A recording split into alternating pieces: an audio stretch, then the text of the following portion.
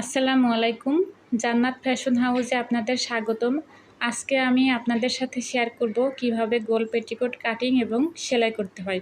তো ভিউয়ার্স, আমি এখানে 2 গজ 2 গিরি পরিমাণ কাপড় নিয়েছি। আমার কাপড়টি ভাঁজ করাই আছে। আমি আর দ্বিতীয়বার ভাঁজ করব না। কাপড়টি কেনার সময় এরকম ভাঁজ থাকে। তো আমি এখন উপর থেকে কোমরে বেল্টের জন্য কাপড় কেটে নিব। উপর থেকে আমি 2.5 ইঞ্চিতে একটা মার্ক করে নিব। আপনারা 2.5 ইঞ্চি বা 3 ইঞ্চি নিতে পারেন। এখন আমি একটা ভাঁজ দিয়ে নিব। তারপরে আমি এখান থেকে ভাঁজের কাছ থেকে কাটিং করব। টোটাল আমার 5 ইঞ্চি হবে কোমরের বেল্ট। তো আমি কাটিং করে নিচ্ছি। আর আমার কোমর হচ্ছে 31 ইঞ্চি, আর 1 ইঞ্চি সেলাইয়ের জন্য 32 ইঞ্চি লাগবে। তো আমার যে কাপড়টা হচ্ছে এটা 32 ইঞ্চি আছে। আমার আর এক্সট্রা কাপড় কাটা লাগলো না। যদি আপনাদের কোমর বেশি হয় তাহলে আপনারা নিচের থেকে কাপড় কেটে নেবেন। এখন আমি সাইড থেকে 1.5 ইঞ্চিতে একটা মার্ক করে নেব এবং পুরো কাপড়টা সাইড থেকে 1.5 ইঞ্চিতে আমি একটা ভাঁজ করে নিব। এটা আমি কাটছি বা এটা আমি ভাঁজ করছি ফিতার জন্য।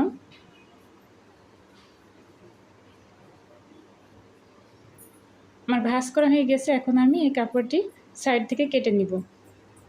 আপনারা চাইলে 1 ইঞ্চিও নিতে পারেন ফিতার জন্য।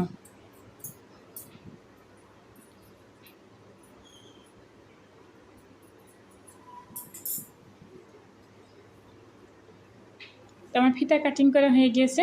এখন আমি পুরো কাপড়টিকে মাঝখান থেকে ভাঁজ করে নেব।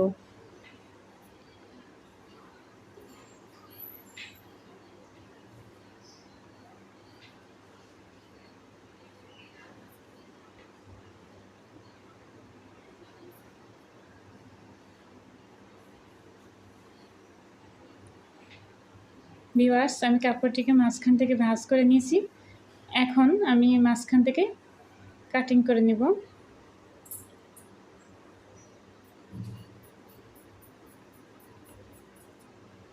তো আমার কাটিং করা হয়ে গেছে।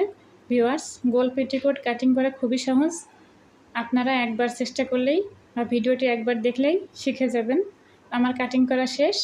তো কীভাবে কাপড়টি জয়েন করবেন দেখুন। নিচের পার্টটি সোজা সাইডে রাখবেন এবং উপরের পার্টটি উল্টা সাইডে রাখবেন। রেখে ওই পাশ সেলাই করে দিবেন এবং এই পাশটা সেলাই করে দিবেন। 2 সাইড সেলাই করবেন। তো আমি এখান থেকে ফাড়ার জন্য 4 ইঞ্চিতে একটা মার্ক করে নিব। এই 4 ইঞ্চিতে আমি একটা কাট বসিয়ে দিব পেটিকোটে ফাড়ার জন্য আর কি। এখান থেকে সেলাই করে দিব। তারপরে এই বরাবর সেলাই করে দিব। নিচে রাউন্ড সেলাই করব। এরপর আমি ফাড়া সেলাই করে কুচি দিব। কুচি দেওয়ার পরে কোমরের সঙ্গে জয়েন্ট করে নিব।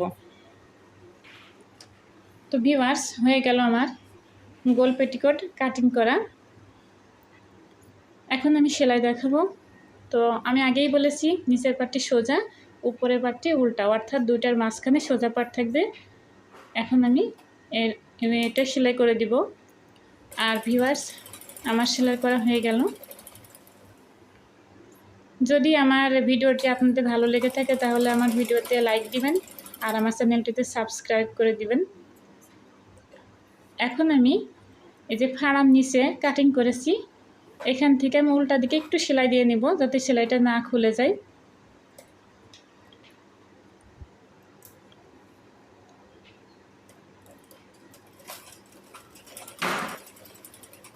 তারপরে আমি আবার ঘুরিয়ে এবার আমি সোজাভাবে সেলাইটা করে দিব।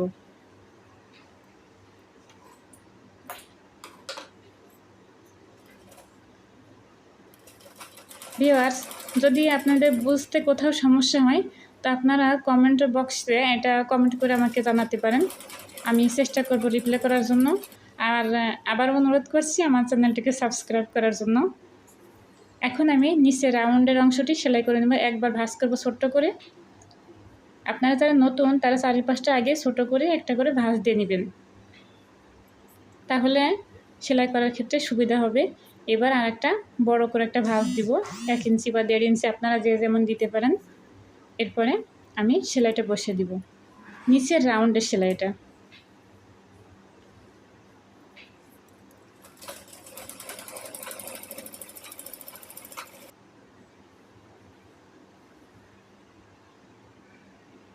ভিউয়ার্স, পুরো ভিডিও দেখাইতে গেলে সময় বেশি লাগে, ভিডিও লেন্থি হয়ে যায়, তা কিছুটা স্কিপ করেছি। আপনারা এগুলো দেখে দেখে সুন্দর করে সেলাইটা করে নেবেন।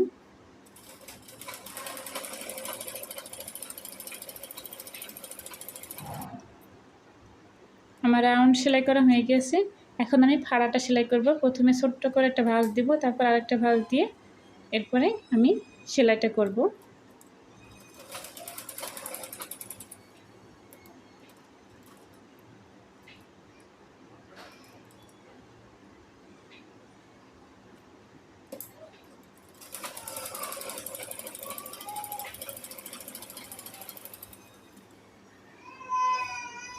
এবার আমি সুচটা রেখেই কাপড়টাকে ঘুরিয়ে নিব।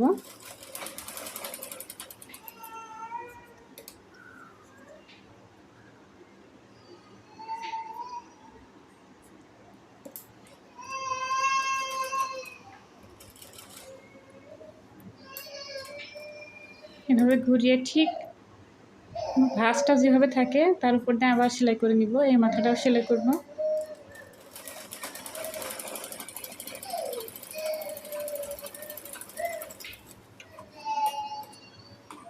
আমার ফাড়া সেলাই করা হয়ে গেছে। এখন আমি কুচি দিয়ে নেব। দেখুন ফাড়া সেলাইটার কত সুন্দর ফিনিশিং আসছে।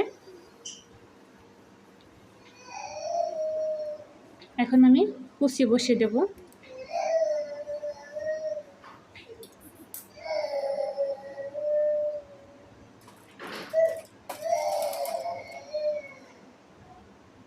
বাস হাত দিয়ে ভাঁজ করে করে মেশিনের নিচে ঢুকিয়ে দিবেন।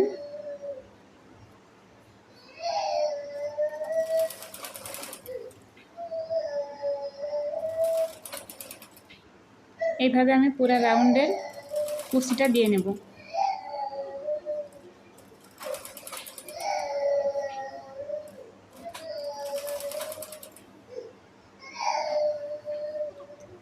আমার কুচি দেওয়া হয়ে গিয়েছে। এখন আমি কুচির কাপড়টিকে মানে পেটিকোটের কাপড়টিকে উল্টা সাইডে রেখে এবং কোমরের কাপড়টিকে কোমরের বেল্টের কাপড়টিকে উল্টা সাইডে রেখে সেলাই বসিয়ে দেব।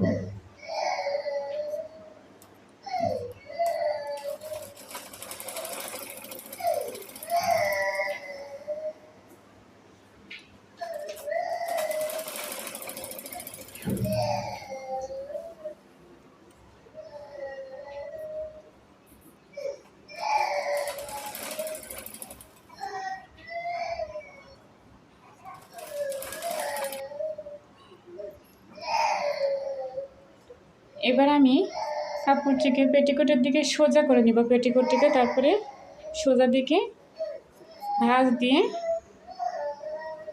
সেলাই করে দিব। এবং এই সেলাইটা আগে যে সেলাই দিয়েছি কুচির সেই সেলাইয়ের উপর দিয়ে দিব।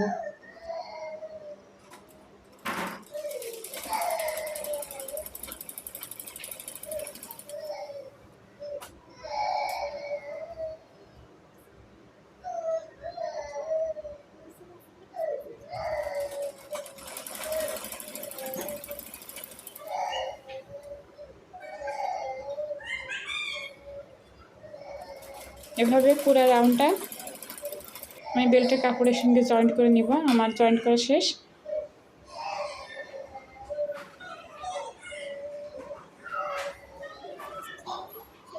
ভিউয়ার্স, এর উপর দিয়ে এই সেলাইয়ের পাশ দিয়ে 1 সুতা বা 2 সুতা দূরে রেখে আমি একটা চাপ সেলাই বসিয়ে দিব। আর আপনারা অবশ্যই সব জায়গাতে ডাবল সেলাই দিবেন, তা না হলে সেলাই খুলে যাওয়ার সম্ভাবনা থাকে।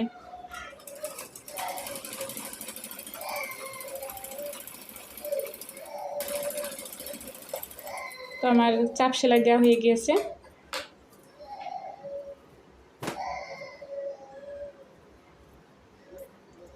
দেখুন ভিউয়ার্স, আমার পেটিকোট তৈরি করা হয়ে গিয়েছে। এখন আমি ফিতা তৈরি করব। এর জন্য কাপড়টিকে প্রথমে ছোট্ট করে একটা ভাঁজ দেবো, 2 সাইড থেকে ভাঁজ দিয়ে নেব। তারপরে আরেকটা ভাঁজ দেবো, দিয়ে এর উপর দিয়ে সেলাই বসিয়ে দিব।